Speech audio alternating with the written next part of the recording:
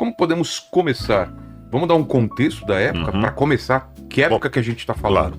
Eu acho que nós estamos falando na época do período romano, mas se você me permite, Vilela, eu acho que antes do evento de Cristo é bom falar um pouquinho do contexto que levou Cristo a vir. Sim.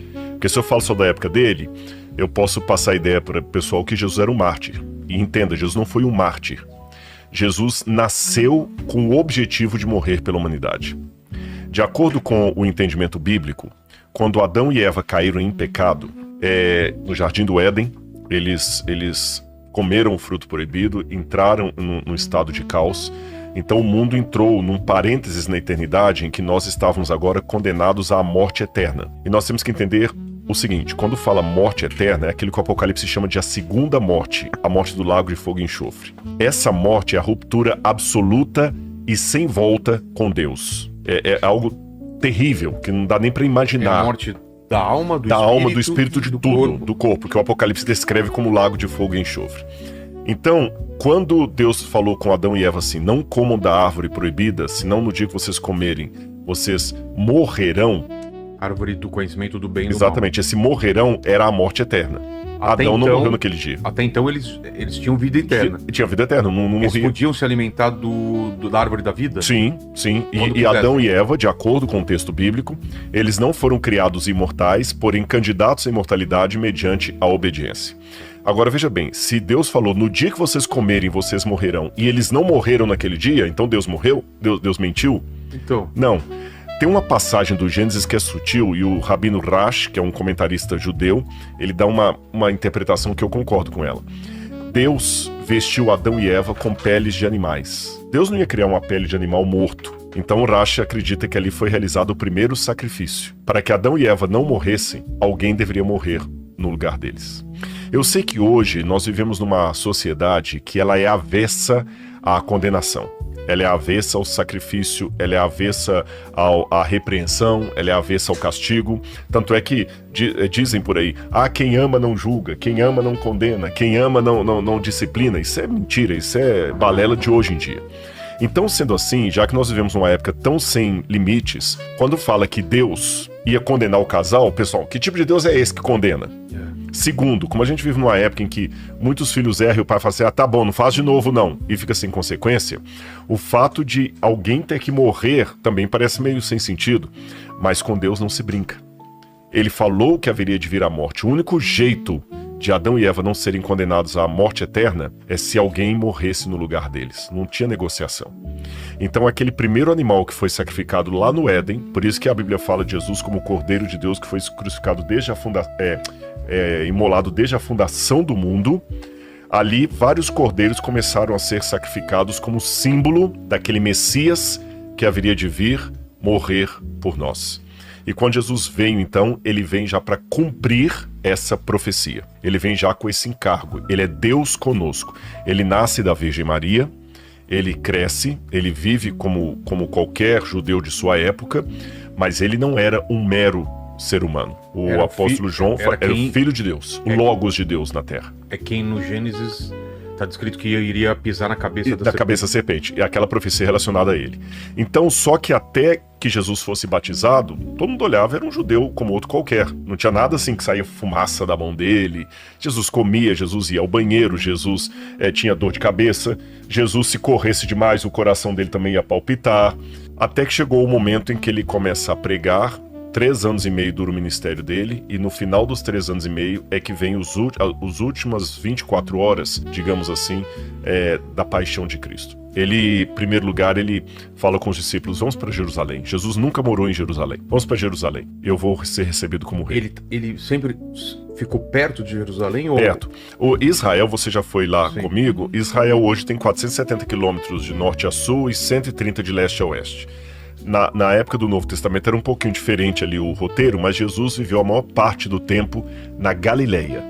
Ele morava em Nazaré, depois ele foi para Cafarnaum e ficou entre Nazaré e Cafarnaum. Então Jesus teve o ministério dele praticamente todo lá no norte, na Galileia. Ele só vinha a Jerusalém na época das festas religiosas, especialmente a festa da Páscoa. E agora nós estamos no período de Páscoa. E quando chega essa última Páscoa, ele fala assim, vamos a Jerusalém.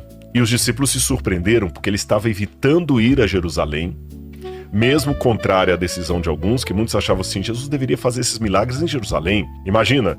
Todo mundo vendo, falando. Né? Se você tivesse esse podcast aqui na cidade de Engenheiro Coelho, alguém ia falar assim, não, você devia colocar um podcast desse em São Paulo, ia muito mais gente lá. Então Jesus pregando e fazendo milagres lá no fim do mundo, vai para Jerusalém. E ele evitava ir. Ele sabia que os inimigos estavam querendo matá-lo. Mas dessa vez ele decide ir e fala assim, eu vou, e eu vou como rei. Aí eles animaram porque pensaram que era um levante político. Jesus chega em Jerusalém, ele é hospedado na casa de Simão. Só para entender, Jerusalém recebia muita gente nessa época? Sim. O Flávio Josefo, Jerusalém tinha uns 38 mil habitantes na época de Jesus. Tá. Flávio Josefo, historiador judeu do primeiro século, diz que na época da Páscoa, Jerusalém chegava a contar com 1 milhão de pessoas. Eu ia falar de dobrar, não, é muito, mas muito. Muitos historiadores nutrem desconfiança do número de Flávio Josefo, porque parece um número muito absurdo. Mas era alguém que estava lá, né? Então, ainda que dobrasse, você vê que era muita gente. E Jesus vai para Jerusalém, ele fica numa vilazinha ali nas cercanias, chamada Betânia. A gente tem um mapinha lá. Tem mapa? Maravilha. Então, tá mostrando o mapa aí. Tá. Ó, vocês estão vendo, Jerusalém está Emaús, Jerusalém, tá vendo? E só cuidado que do lado de Jerusalém tá escrito uma outra Betânia aqui, olha. Só que essa Betânia aqui, não, é a Betânia de Jerusalém mesmo, tá certo. Belém é que o mapa tá meio distorcido aqui pra mim. Então, tá vendo Betânia ali, ó, Betânia. Jesus fica ali, entre Jerusalém e Betânia, você tem o Monte das Oliveiras. Então, se você sai de Betânia, sobe o Monte das Oliveiras e desce, você tá em Jerusalém. Sei. Então, quando Jesus está no alto do Monte das Oliveiras, que ele olha Jerusalém, chora pela cidade, e ele entra no jumentinho, que os católicos até celebram como Domingo de Ramos. Sei. E quando ele entra em Jerusalém, ele não se proclama rei. Mas ele é saudado? Ele é saudado pela multidão que estava com ele. Que eles falavam, né? Baruch atah Beshem Adonai, bendito que vem em nome do Senhor. E eles gritavam, Hosana, Rocha e Roshaná, que em hebraico significa, Senhor, salva-nos, ajuda-nos. Então era um grito de socorro. E ele entrou no templo, purificou o templo, mas não fez mais nada, andou, foi embora, e os discípulos ficaram meio decepcionados. Não vai acontecer mais nada? Passou segunda, terça, quarta, quinta-feira, aqui começam agora o nosso momento. Jesus fala com eles assim, vamos comer a Páscoa juntos. Como é que era o sistema da Páscoa? A Páscoa acontecia no calendário judeu, sempre no dia 14 do mês de Nissan, ou Abib, é o mesmo mês. Que é o calendário judaico, começa nesse mês, no mês de Abib, o mês de Nissan. Esse mês corresponde ao nosso março-abril. Então nós estamos agora, pelo calendário judaico, no começo do ano. Entendi. Nós ocidentais, o começo do ano é no 1º de janeiro. Mas para o calendário judeu, o começo do ano é o 1º de Nissan, que é mais ou menos entre março e abril do nosso calendário. E no dia 14 do mês, era a data que os hebreus saíram do Egito. Como eles saíram do Egito no dia 14 para 15, aí o que acontece? Naquela época lá, eles mataram um cordeiro e passaram no umbral das portas para que o anjo de Deus não matasse os filhos dos hebreus. E eles comeram pão sem fermento e saíram. Como isso aconteceu, Deus falou, vocês vão celebrar agora essa data da libertação através da Pessah, Páscoa, que significa passar sobre, quer dizer, o anjo pulou a casa de vocês. Então, todo dia 14, eles matavam um cordeiro à tarde, por volta das 3 horas da tarde, preparavam ervas amargas, pão sem fermento, e eles iam comer aquilo à noite. Agora, mais uma coisa para você entender. No calendário judeu, o dia não é de meia-noite a meia-noite, mas de pôr do sol a pôr do sol. Por exemplo, hoje é quarta-feira, não é isso? Hoje é quarta-feira, para nós ocidentais. Se eu fosse pensar como judeu, hoje já é o começo da quinta. E aí termina a quinta no pôr do sol. Exatamente. Tá. Aí o pôr do sol de quinta já é sexta. Por isso que quando eu guardo o Shabat, e lá em Israel também você viu a questão do Shabat, sexta-feira, o pôr do sol já faz o Kabbalat Shabbat, que é a recepção do sábado, a gente chama de pôr do sol, e já começa o sábado na sexta-feira à noite. Entendi. Então, naquele dia, naquela quinta-feira à noite era sexta, já era dia 15. Então você matava o cordeiro no dia 14, à tarde, por volta das 3 horas da tarde, e você comia a carne desse cordeiro na quinta-feira, no dia 15, que é a noite do próprio dia, e assim Jesus teve a Santa Ceia com os seus discípulos. Ali que começou todo aquele momento dele, da Santa Ceia. Então ele chega com essa turma e E eles se hospedam onde? Dentro da cidade, ao redor? Ao redor da cidade. Na verdade, não, minto. Nós temos duas hipóteses aqui. Eu vou ler para você como é que está aqui na Bíblia, porque Jerusalém não tinha nessa época hotel em toda a esquina. Não era igual hoje, que você pode... Airbnb, eu vou ficar aqui no Ibis, vou fazer propaganda do Ibis aqui, ó, o Merchan. Ou qualquer outro hotel, não tinha isso. Então, eu não sei se você conhece, ou o pessoal que está nos assistindo, que é católico, no dia 12 de outubro, geralmente tem o dia de Aparecida do Norte. E quando eu era criança, o meu pai sempre fazia romaria para Aparecida do Norte. E eu lembro que havia poucos hotéis na cidade para o número de romeiros que iam lá. Então era muito comum em Aparecida do Norte, eu não sei, até, Lene, se alguém colocar aí alguém que é católico, se até hoje é assim, que eu tô falando isso nos anos 80, mas naquela época muitos cidadãos da cidade de Aparecida do Norte abriam as casas para os romeiros ali. Então eu lembro de ver gente dormindo em garagem, o pessoal tirava o carro da garagem para os romeiros ficarem, às vezes dono de empresa permitia que o pessoal ficasse no galpão, era muito simples, o pessoal estava ali por motivo espiritual. Então era muito comum isso. Eu uso a Aparecida do Norte dos anos 80, por isso que eu quero saber se até hoje está assim, gente. Se alguém é católico e foi a Aparecida do Norte nos últimos tempos, coloca aí nos comentários se até hoje é assim ou se mudou. Então, na Jerusalém era desse jeito. Então as pessoas abriam suas casas e tudo mais. Então tem dois lugares que Jesus pode ter ficado. Ou no Getsemane, porque ele termina a ceia e vai para o Getsemane com os discípulos, no Jardim das Oliveiras. Tipo acampamento. Tipo acampamento, era muito comum isso. Ou ele pode ter ficado em Jerusalém, no lugar do cenáculo. Porque aquele lugar do cenáculo era onde Jesus estava fazendo a ceia com os discípulos. Então ele esperava o momento da ceia. Eu vou ler para vocês aqui, olha. Mateus capítulo 26, verso 17. Diz assim: no primeiro dia da festa dos pães sem fermento, os discípulos vieram a Jesus e lhe perguntaram: onde quer que façamos os preparativos para que o Senhor possa comer a Páscoa? E ele então respondeu: vão até a cidade, procurem certo homem e digam: o mestre diz, o meu tempo chegou, e em sua casa eu celebrarei a Páscoa com os meus discípulos. E eles fizeram como Jesus havia ordenado e prepararam a Páscoa. Então era um lugar, tipo um mezanino, onde Jesus ficava ali, ó. Nós temos um mapa ali. Esse mapa, o que é? Esse mapa é o mapa da planta baixa de Jerusalém. Então você tem o lugar do templo ali, tá certo? Para quem já foi para Jerusalém, é a Jerusalém antiga, isso é. O contorno não é exatamente o mesmo, não. Na Jerusalém antiga, por exemplo, vou falar com você, essa parte da casa do sumo sacerdote aqui, lugar da última ceia, tá fora dos muros da cidade. Tá. Então, um lugar que se imagina seria o local tradicional, tá vendo, do aposento da Santa Ceia? É porque ali está o Monte Sião. E parece que a Santa Ceia foi no Monte Sião. Agora, qual casa exata ali foi, ninguém sabe. Entendi. Então, muitos guias turísticos mostram lá em Israel o lugar do cenáculo, mas ninguém sabe onde seria. Alguém respondeu aí, Lenin, sobre a Aparecida do Norte? Ainda não. Ainda não? Tá. Não. Mas se a galera tiver informação, dá pra gente. Mas seria isso aqui. Agora, tem uma coisa interessante que tem a ver com o coração, não sei se o Dr. Ricardo possa ajudar a gente, que você me perguntou assim, quanto tempo durou a hora da paixão de Cristo, né?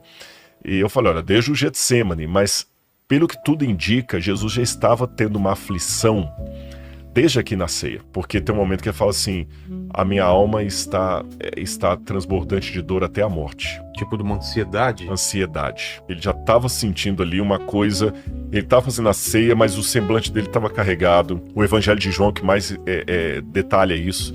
Jesus estava... Sabe um dia que você não tá bem aqui pra apresentar o programa, então você fala assim, nossa, o Vilela tá diferente hoje. Você pode até... disfarçar, tentar... Não dá. E a angústia dele eu acho que já tava começando ali, porque o lado humano dele estava dividido. Porque um lado estava preparado porque ele tinha comunhão com o Pai. Mas o outro lado é humano, ele não queria morrer. Ainda mais morrer tendo aquele tipo de morte que era a separação do Pai. Aí eu não sei, assim, como cardiologista, se do ponto de vista...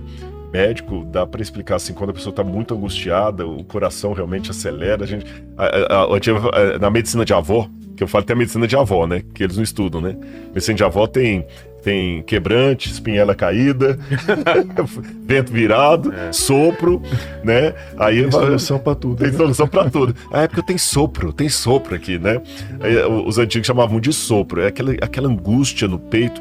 Não sei se é você que tem que fazer as perguntas, mas eu tô aproveitando que ele é cardiologista aqui. Vamos trocar. Como é que fica essa questão, o coração, quando a pessoa está angustiada, que parece que realmente, parece que a dor é aqui. Ou não é bem aqui, é apenas uma sensação. Batimento cardíaco, o que acontece? Hoje fala-se muito da questão do estresse, né? Essa é até uma palavra que tem sido um pouco banalizada. Parece que o estresse é alguém que está nervoso, no trânsito, está estressado. Mas a verdade, o estresse do ponto de vista fisiológico é uma reação orgânica que nós temos a uma situação que ela exige um tipo de enfrentamento. E esse enfrentamento, ele pode ser realmente você enfrentar uma situação ou você correr, vamos dizer assim, você afastar dela, né? Lutar ou fugir. Exatamente, luta ou fuga. Então o que acontece do ponto de vista orgânico? Você tem uma descarga, isso é mediado por hormônios, uma descarga, a gente fala adrenérgica, adrenalina, e também de cortisol, né? Que causa alguns efeitos no nosso corpo. Que tipo de efeito é? Para você ficar nessa situação que você está capaz da luta ou da fuga, você vai ter, do ponto de vista do sistema circulatório, o seu coração vai bater mais rápido, a pressão vai aumentar, a frequência cardíaca muitas vezes se sente até com uma certa palpitação, pode sentir um pouco de dor no peito, porque isso altera, você tem ali sensores nos vasos, etc., por onde essa circulação está correndo. O sangue ele é desviado para os órgãos vitais para essa situação. Quais são esses órgãos? Cérebro, sua mente fica muito mais antenada, ligada para tomar decisões rápidas. Musculatura, então você tem condições de correr, fugir. Às vezes a gente ouve depoimentos, nossa, eu fiquei numa situação tal que eu reagi de uma forma que eu nunca reagi. É porque isso acontece. Corre mais por mais tempo, exato, aumenta a força. Exato. Se você comer alguma coisa nessa hora, vai ter uma baita indigestão, porque o sangue não está ali circulando normalmente. Então, essa situação ela acontece. E isso pode acontecer com excesso de atividade física, excesso de trabalho, excesso de preocupação. E aí, Rodrigo, vem sim a questão da angústia, da preocupação, do medo, imaginando, né, segundo a narrativa bíblica, sabendo o que viria, o terror diante de uma situação que poderia se seguir. Então isso começa já sim na sua colocação a um certo consumo aqui de energia, começa já a trazer uma situação onde o corpo vai reagindo, e este estresse ao qual a narrativa nos diz que Jesus já está sendo submetido, ele traz esse efeito no corpo que pode, no coração, sim, sentir dor no coração, sentir algo que não está bem, sentir uma respiração mais ofegante, que pode se amenizar mediante o controle da situação de estresse ou pode se intensificar. Nossa. Agora, posso ler a passagem bíblica? Olha João capítulo 12, verso 27. Agora minha alma está angustiada. E o que direi? Pai, salva-me dessa hora, pois não foi precisamente com esse propósito que eu vim para essa hora. Pai, glorifica o teu nome. Eu até imagino, o Dr. Ricardo explicando isso aqui, me dá um quadro da Santa Ceia muito diferente do que muita gente imagina, né? A pessoa imagina aquela encenação, Jesus. Porque, pelo que ele descreveu, eu imagino que quanto mais você resiste à angústia, e você tem que resistir, o estado do alerta, por isso que causa a tensão, né? Porque o organismo quer desmaiar, mas você fica segurando ali. Aí a coisa fica mais tensa ainda. Aliás, pessoal, sabe o que eu vou mostrar aqui? Eu só trouxe isso no programa do Vilela, que há muito tempo que eu não tiro essas peças. Eu trouxe aqui uma peça arqueológica original que tem a ver com a crucifixão de Jesus. Mais de uma, mas uma é original, e eu quero que você fique atento, que eu vou mostrar daqui a pouquinho. Então, se você ainda não chamou o pessoal para assistir, venha para cá, porque a gente vai falar de coisas muito importantes e eu vou mostrar algumas coisas que vão arrepiar você. Agora, esse cenário da Santa Ceia, para mim, já dá... Pelo que ele descreveu, já me faz pensar num monte de coisa aqui. Em primeiro lugar, o mito do supercrente. Isso. O crente não se abala com nada. Hoje tem muita uma pregação. Então, o crente não se abala, ele determina em nome de Jesus. Cadê sua fé? Eu acho que o maior crente de todos os tempos seria Jesus. Ninguém podia ser melhor do que ele. Exato. E ele se abalou, e ele se angustiou. E ele falou, minha alma está angustiada até a morte. Sabe? Então, ele se deu ao luxo de ser inteiramente humano, coisa que muitas vezes a gente não se permite. Pois é.